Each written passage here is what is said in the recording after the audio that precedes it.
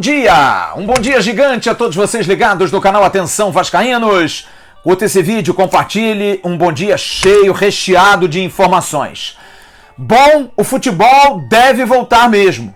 Aconteceu ontem uma reunião entre os presidentes de Vasco da Gama e Flamengo com os chefes de departamento dos dois clubes com o prefeito Marcelo Crivella. Foram mostrados todos os protocolos e olha, o Vasco quarta-feira deve estar voltando às atividades normais, em grupos é verdade, seguindo todos os protocolos. E o Campeonato Estadual do Rio de Janeiro deve ter o seu final iniciado no dia 14 de junho. O Dr. Marcos Teixeira, que esteve na reunião ontem com o prefeito Marcelo Crivella, fala aos assinantes do canal Atenção Vascaínos sobre como foi essa reunião e o que foi definido. Fala Flávio, tudo bem? A conversa foi um debate bem amplo, né, do prefeito, com as nossas propostas, né, nossas ideias, principalmente a nossa experiência, né? O que a gente está mostrando é que na verdade o futebol dentro desse protocolo ele está determinando o que seria o padrão ouro do retorno de qualquer atividade econômica, né? Então, através de testagem ampla, através da preocupação não só do funcionário, do jogador, mas com os seus familiares e com os seus empregados. Então, a gente consegue, na verdade, promover saúde através disso, né? Então, é isso que a gente quis demonstrar. Então, se eventualmente eu encontro a funcionária de um jogador positivo ou um familiar do jogador positivo, eu consigo detectar isso mais precocemente e aí promover uma ação de saúde dentro da casa dele que vai, inclusive, minimizar o contato dessa pessoa com outros contactantes ou com o jogador. Então, isso, na verdade, é uma proposta positiva. Esse tipo de ação é o que seria o ideal para qualquer atividade voltar, né? E é isso que a gente demonstrou. O prefeito ouviu lá, enfim, falou o presidente Campelo, falou o presidente do Flamengo, falou o Dr. Tanuri, eu falei. E, enfim, a previsão é de retorno em junho, tá? Não existe uma data, mas a previsão de retorno em junho. O Vasco já vem se precavendo. Sexta-feira começou com os exames, 150 pessoas, entre profissionais do clube, pessoas que trabalham em comissão técnica e familiares, que serão complementados hoje com aqueles que moram fora do Rio de Janeiro e aqueles poucos que não conseguiram fazer e que estão aqui no Rio de Janeiro. Wesley, zagueiro, que está em Minas Gerais, Raul, que está no Ceará, Bruno César, que está em São Paulo, Léo Copertino, chefe da preparação física, que está no interior de Minas Gerais, o técnico Ramon Menezes, que está em Vassouras, enfim, todos esses estarão sendo submetidos hoje ao exame. E os exames devem ter resultados até quarta ou quinta-feira, para aí sim poder programar que grupos vão trabalhar para que o Vasco possa iniciar a sua atividade. Mas olha, essa situação, como eu disse na semana passada, e você deve ter ouvido isso no card que está aqui em cima do Avenues da sexta-feira.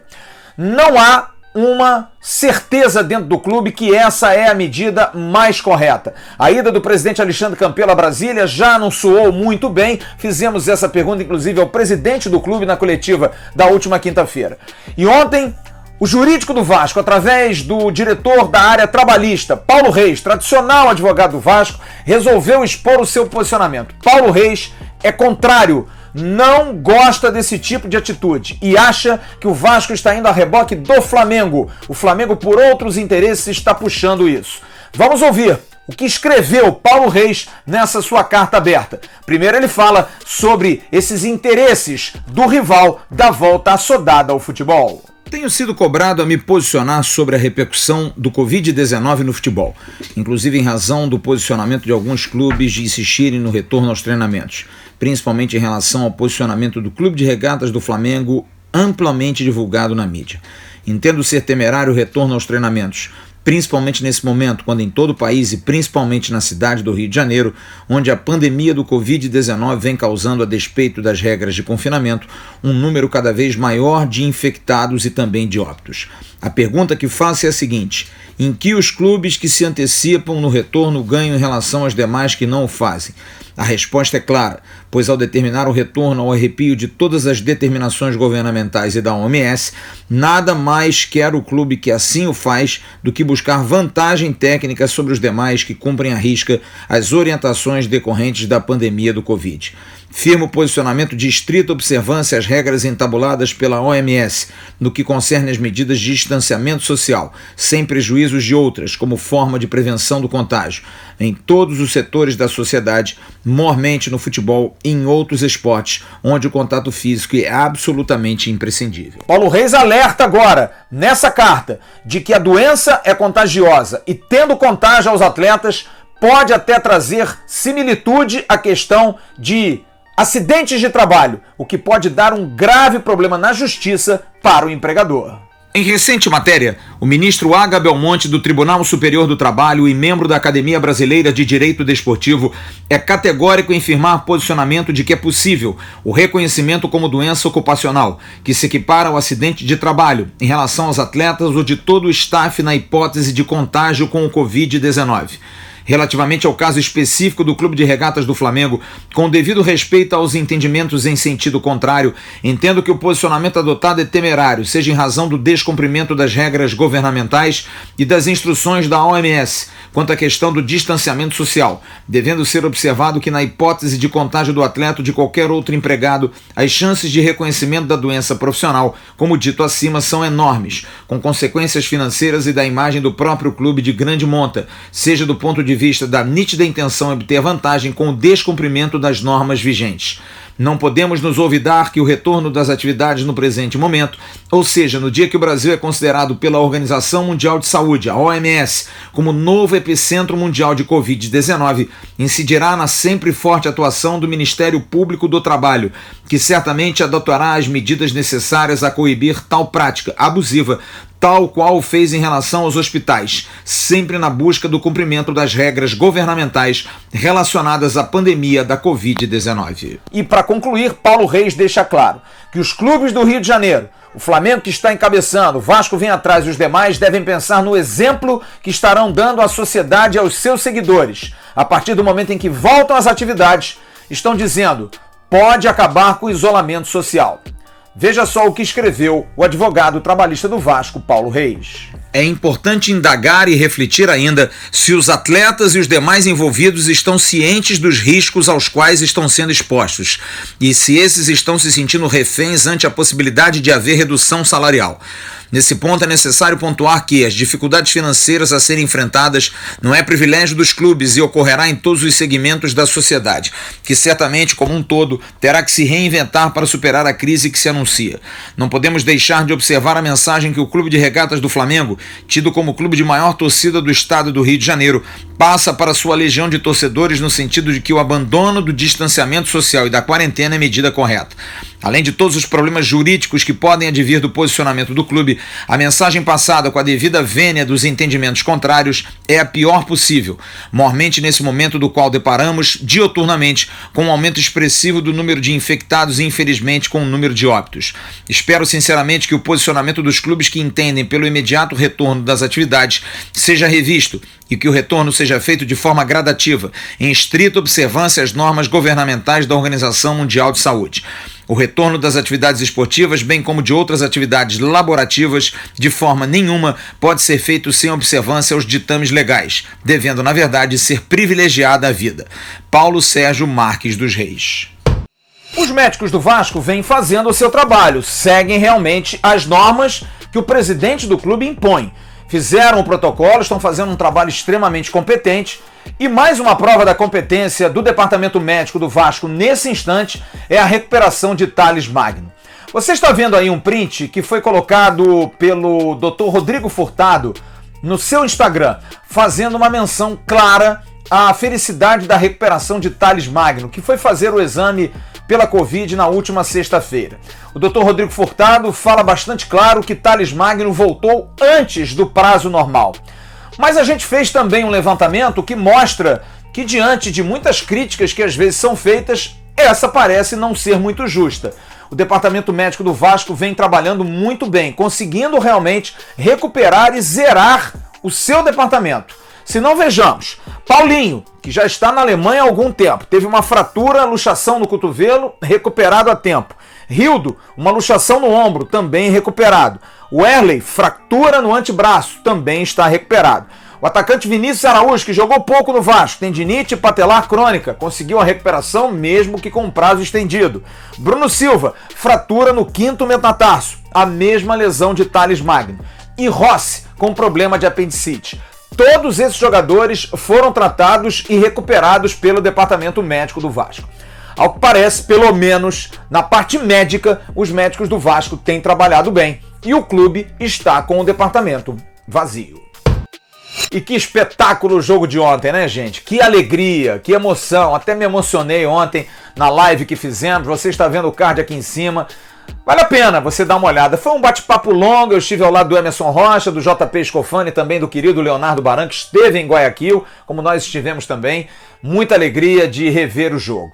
Mas o jogo teve uma causa, para que você pudesse comprar um ingresso virtual e você pudesse ajudar no pagamento de salários de funcionários. O Vasco não fez nenhuma liberação, mas eu pude apurar que chegou a arrecadação a quase R$200 mil, cerca de 14 mil ingressos vendidos.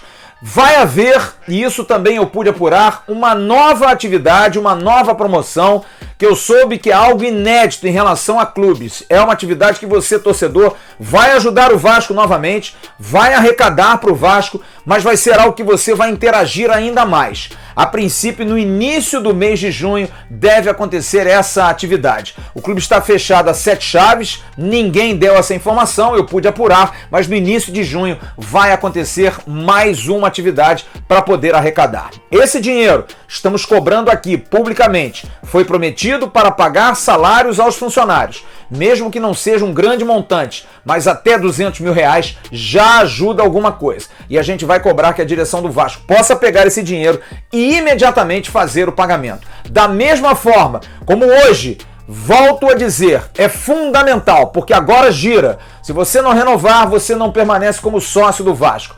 Bora renovar, gente. Hashtag bora renovar. A gente precisa renovar para ajudar o nosso clube. Fazer a renovação. Do dia 24 até o dia 5 é o prazo para você poder fazer essa renovação. É fundamental para que você ajude o Vasco. Volto a dizer, é entrar no site para você fazer a sua renovação. 6 meses com 2 meses de gratuidade, 1 ano e 1 ano com 3 meses de gratuidade. A partir de hoje, nós vamos ter durante essa semana uma noção de como está a procura para que você possa ajudar o Vasco e principalmente ajudar demais pela situação desesperadora pela qual passa o nosso clube.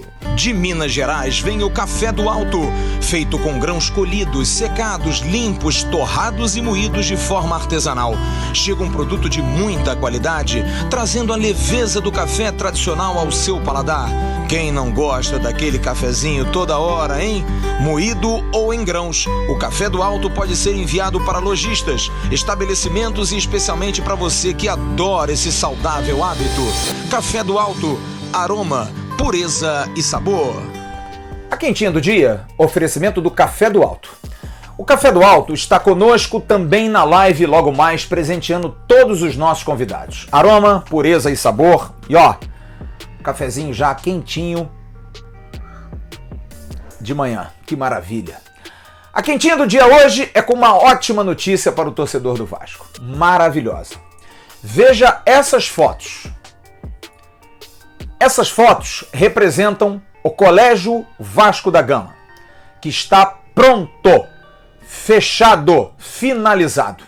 Quem traz essa boa notícia é quem fez o colégio, o Marcelo Borges, da Fatoria e Cifa, que investiu quase, um pouquinho mais de R$500 mil para fazer esse colégio para o Vasco da Gama. Conta a novidade para o torcedor do Vasco, Marcelo. Fala, galera vascaína, um abraço, Flávio e toda a equipe sua do Atenção Vascaínos. Muito feliz com a memória do jogo de ontem. Cara, quem não se emocionou com esse jogo, não é mesmo? É esse Vasco que a gente está trazendo de volta, é esse Vasco que a gente quer de volta. Todo vascaíno sonha com esse Vasco pujante, né? Cara, eu vou te dar uma boa notícia. Todo o material que faltava para a conclusão do colégio já chegou. As luminárias e os ar-condicionados já estão lá no colégio, já estão sendo instalados. E aí o colégio, ó, acabou, finito, o colégio acabou. E aí só falta mesmo as crianças e os professores aí para voltar o ano letivo com força total, que está tudo ali pronto, feito com muito carinho. Espero que todos gostem, a torcida vascaína goste também. Quero agradecer bastante a minha equipe de obra, que mesmo na pandemia trabalhou todo mundo com o seu material de segurança, os seus EPIs, e a gente nunca deixou a peteca cair. Beleza? Forte abraço a todos vocês, cara. Tô muito feliz, muito realizado com a construção desse sonho, não só nosso, como de todo vascaíno. Beleza? Saudações vascaínas. Uma obra monumental para lembrar o gol de Juninho, uma obra espetacular. Faltam agora os alunos e os professores, inclusive que precisam receber. Mas o colégio, o Vasco tem, e é de primeiro mundo. Foi a quentinha do dia, oferecimento do Café do Alto. Aroma, pureza e sabor. E para concluir esse bom dia, uma informação e uma dúvida. A informação que ontem circulou por redes sociais de uma possível volta agora novamente do Dedé ao Vasco. Ele mesmo, aquela velha novela do início do ano. A situação é a seguinte, Dedé está no Cruzeiro, está fazendo tratamento de uma lesão e essa possibilidade de voltar ao Rio para tratar junto à família estaria agregada a uma possível volta ao Vasco. Pois bem, a gente vai atrás da informação, a gente busca para trazer a realidade, nada de sensacionalismo. Aqui não há isso. Ouvimos Juliano Aranda, o Magrão, empresário do jogador Dedé, e ele me disse: Flávio, o jogador está em Volta Redonda, no Rio de Janeiro, liberado pelo Cruzeiro para fazer tratamento e já estar ao lado da família. Não há nenhum aspecto de juntar a volta ao Rio de Janeiro e a volta ao Vasco. Não há essa possibilidade nesse momento. O Vasco queria Dedé em dezembro, não nos procurou mais, então está afastada essa hipótese. Essa é a notícia do empresário do jogador. E a dúvida em relação a Capo, e é uma pergunta que me deixa realmente com a pulga atrás da orelha. A Capo e o Vasco fecharam um contrato que nós anunciamos aqui no dia 4 de dezembro. Início de janeiro já estava tudo acertado, a Diadora sairia no final do campeonato estadual. E agora a pandemia aconteceu, uma grande surpresa, a Capa não consegue lançar o uniforme. Ontem, uma grande oportunidade com o jogo Vasco da Gama e Barcelona de Guayaquil. Quem não compraria uma camisa igual àquela essa semana, é claro que compraria. E não se tem estoque. Como não ter estoque? Será que a Capa e o Vasco não se organizaram para cobrar, de repente, um enxoval já no início do ano, sabendo que o contrato começaria a partir de maio? Por que deixar para depois do contrato encerrado procurar uma fábrica? Agora, com a pandemia, não se tem onde fazer. Falta de planejamento. Ou então algum imbróglio jurídico que a gente vai correr atrás essa semana, que pode ser pelo fato do campeonato estadual ainda não ter terminado e o contrato pode estar amarrado exatamente ao final da competição. Aí sim, a Capa não tem como lançar. Mas mesmo assim, poderia ter algo em estoque, já sabendo que vai entrar, faz antes. Agora deixou para fazer em cima do laço, a pandemia atrapalhou. Logo mais, às 7h30 da noite, a gente estará na live ao lado do Bismarck, do Roberto Dinamite e de toda a nossa equipe e também dos convidados. Vamos falar sobre esse assunto da pandemia e já durante o dia a gente vai anunciar quais serão os nossos convidados para a live de logo mais. Um grande abraço aqui no canal Atenção Vascaínos com jornalismo esportivo de verdade. Boa segunda, até logo mais. Tchau, turma.